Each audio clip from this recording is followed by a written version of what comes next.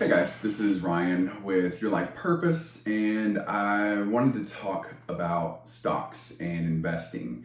If you're using a stock broker or portfolio manager or whatever, I want it. I would fire them today and I'd do it myself because they charge 5% commission up front and then 20% for any gains that they make. And that's just kind of typical. So think about that. You have to make 5% just to get back the money that you initially invested, plus 3% is going to be for inflation.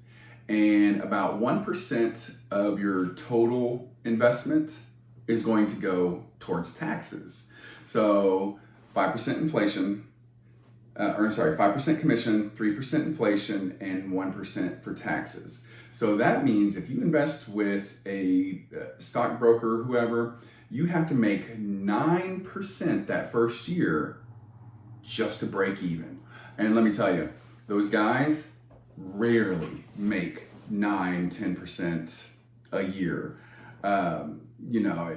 So for a beginner investor, just that average everyday person who doesn't know anything about stocks but knows that the stock market, they want to invest but they don't know how, they don't know where, and they just know that kind of stocks is the way to go because heck, putting your money into a savings or a CD, you're not gonna get any money off that. 3% interest, maybe. Sometimes it's been as low as 0.1, 0.5. Get out of here with that nonsense. You're actually losing money overall to inflation because if inflation's eating up 3 and you're only getting 0.5, well then you lost 2.5%. So plus you still got taxes. So I think using somebody else who typically is not going to outperform the stock market as a whole is a bad way to go. So I would never ever in a million years use these guys. They try to pretend like they know what they're doing. They're knowledgeable about the industry. They're knowledgeable about certain stocks and stuff like that. And they may know some stuff, but they're not really any more competent than me or you or anybody. They typically don't even outperform just your standard S&P 500. So as a beginner, what I would suggest doing is investing in a market ETF. So you have Dow Jones, S&P 500, NASDAQ, those guys, right? And if you invest in them, so let's just take the S&P, right? So that's a pretty standard one that everyone uses because you have companies in every industry, every sector. You have the mid-level guys, so it's not your tiny little bitty guys. It's pretty diversified, and it on average makes about 10% a year. And if you use somebody like Fidelity, which I use, they don't charge you for trades. So you don't have to worry about making up for commissions and stuff like that. Now, if you did that year over year at 10% compounding, and let's say you're small time, just starting off, and let's just say S&P ETF, the Spider ETF is, I don't know, what is it right now? Probably about $400 a share. So for $400, you get, you're invested in all 500 of the companies in that market. Now, when you could go and buy, if you had enough money, you could go and buy one share of each company and say this one costs 50 and this one's 100 and this one's 200, whatever. You'd have to have a lot of money to, have, all those companies. Well, if you don't have, thousands of dollars to invest, you can buy an ETF. And that's an easy way for you to get a buy-in for all the companies in that market. Now, there's going to be some winners and some losers in every market, but as a whole, they kind of ebb and flow, typically upwards, about 10% a year. Maybe one year you might have a bad year, but you just keep plugging away. Try to get out of the market when it gets real bad. But just because things make a correction, which is like a 10% correction, hang in there. If you have a lot of faith in the market's going to bounce back up, which it typically does, then you can just hang in there. And now, as a next, I guess, once you kind of graduate from that, like let's say you're putting away 10% of your salary every week into your investments. And then after a while you have, I don't know, let's say $5,000 or $10,000, whatever. You have a good little chunk of change in your investment portfolio. Well, then what you might want to do is to then create your own ETF. An ETF is an electronic traded fund, right? What I do is I first go and I look at what sector has historically been doing well over the last, I don't look short term. I don't look 1 month, 3 months, 6 months. I don't look at that. I look at 1 year, 5 years, 10 years, right? So I look at what sectors are doing the best. And then I look at each industry in those sectors. And you can find all this information out easily on any trading platform. If you don't know how, call your investment, trading company, and they'll show you where to find that information. But once you find out who over the, and the more long term, the better idea of who's going to be the winners in the short term, right? So you have to have short-term gains to make long-term progress. Well, say for example, right now, the information technology is the best sector, and the semiconductor chips manufacturers and whatnot are the best industry. Okay, well then I go and I pick 30. You can do 10 to 30, kind of somewhere in between there, but no less than 10 because you're not really diversified enough, but no more than 30 because then you really just have too many companies that you're like watching and keeping track and stuff like that. So, but somewhere 10 to 30, whatever you feel comfortable with. And then, buy you shares of those, 30 companies in, the top industry. And what I do is I actually Google and look up who is the biggest market cap in that industry. And market cap meaning like if you had, the number of shares versus the number of, or times the number of cost of shares.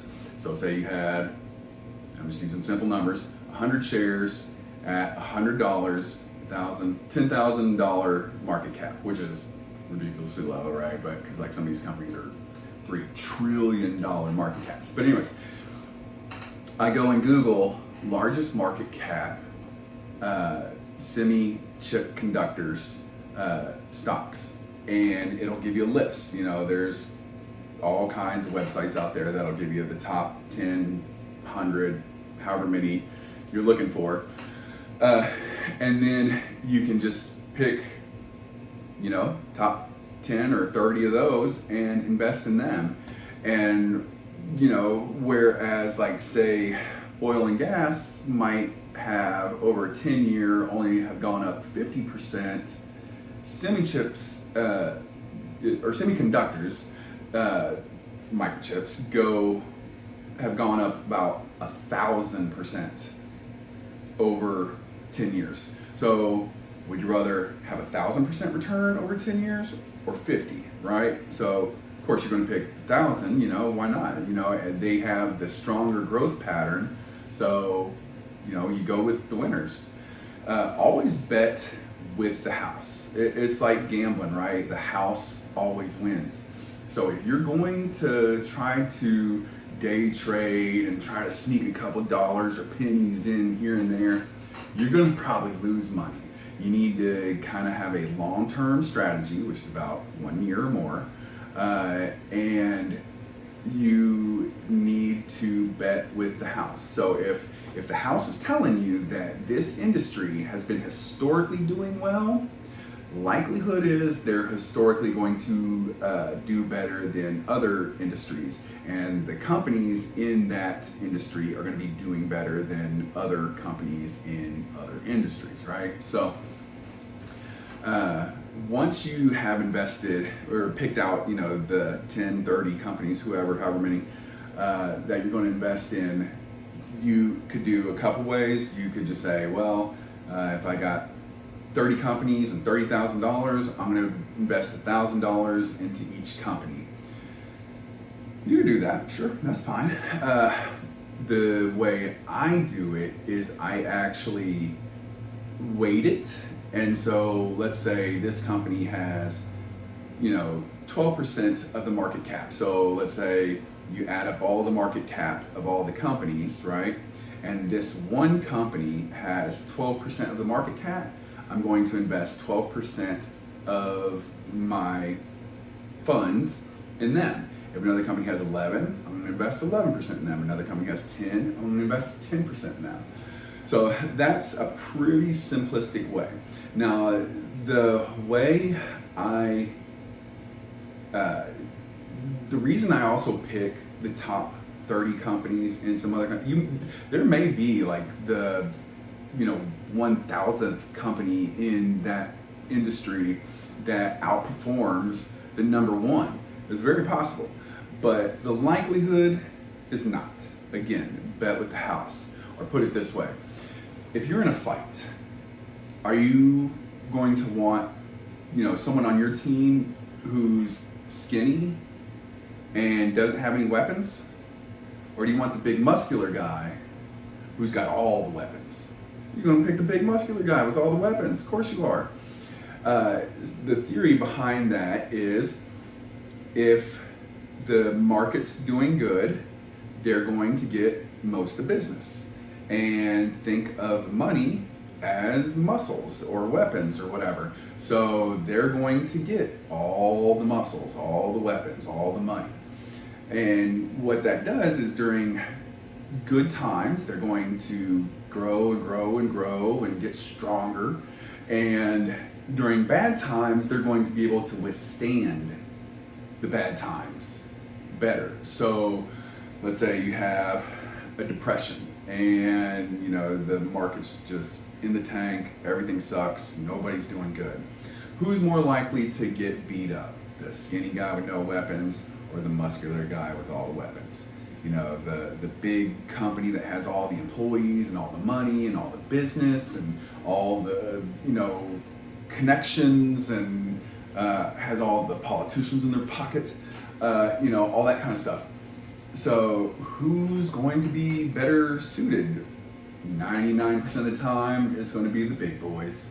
So you want to pick, historically the best sector, the best industry in that sector, and the biggest, strongest companies in that industry. So, that's pretty much a general rule of thumb. If you do that, most of the time, you'll be all right. You'll be all right. Just, when markets get bad, or there's a correction, or, even a depression, if there's a correction, hang in there, because if you get out of the game, you may miss some of the biggest gains, that kind of get you out of that correction. But now, if it's going to start heading into a depression, then you may want to get out. You may even want to short some companies or invest in the VIX, the volatility indexes, or gold or something else. But um, you know, my kind of general rule of thumb, and this is all about conserving money, and all the rules that I've pretty much learned by are from people who have been successful.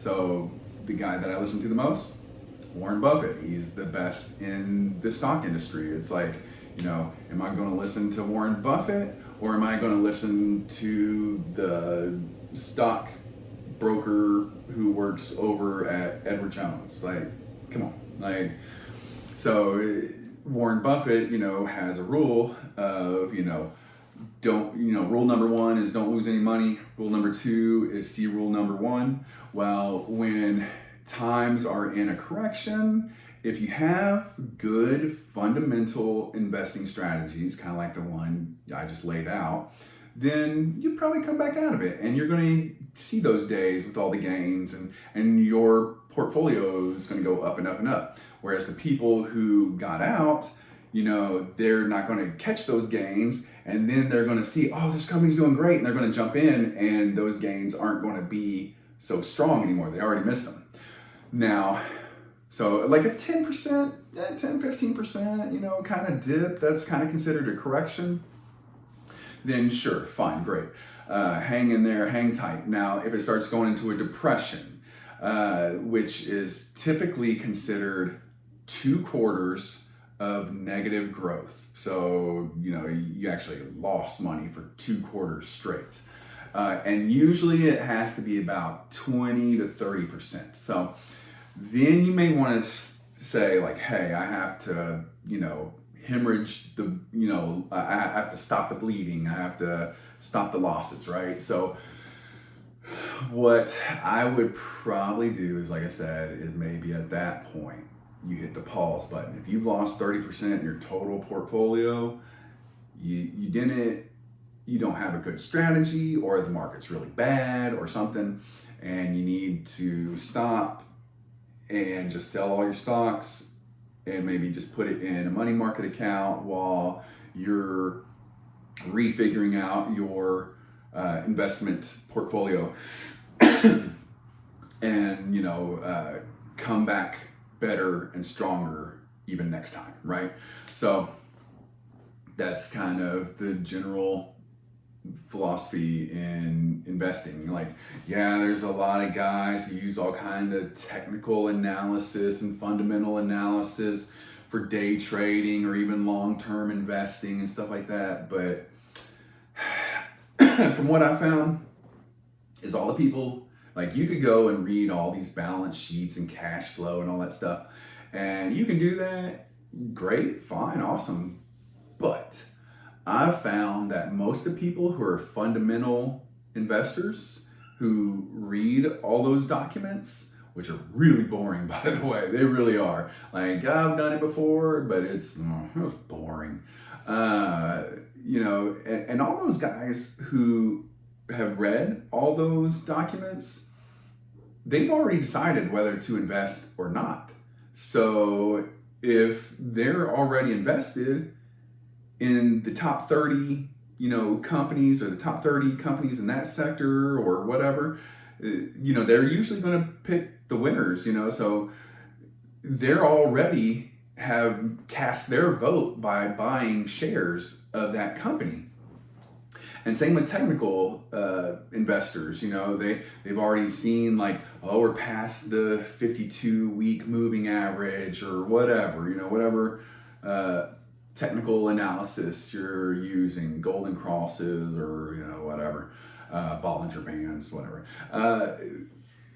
and those guys have already invested. So again, they've already invested in the winners, the top 30 companies or top 30 companies in that industry. Now, so I don't feel like it's necessary to do all this technical analysis and fundamental analysis. Those guys have already made their decision, and they've already done all the homework and everything. And so unless there's a major shift in buyers and sellers to another company and all those fundamental and technical analysis guys go somewhere else, then, it might be time to, start moving your money to that company. Now, I don't like to move my money around a whole bunch because I feel like, again, you're going to miss those days where there's the gains. And I don't chase gains. I make progress. And I like to see kind of slow, steady progress. Yeah, there's gonna be ups and downs, but I like to see slow, steady progress. I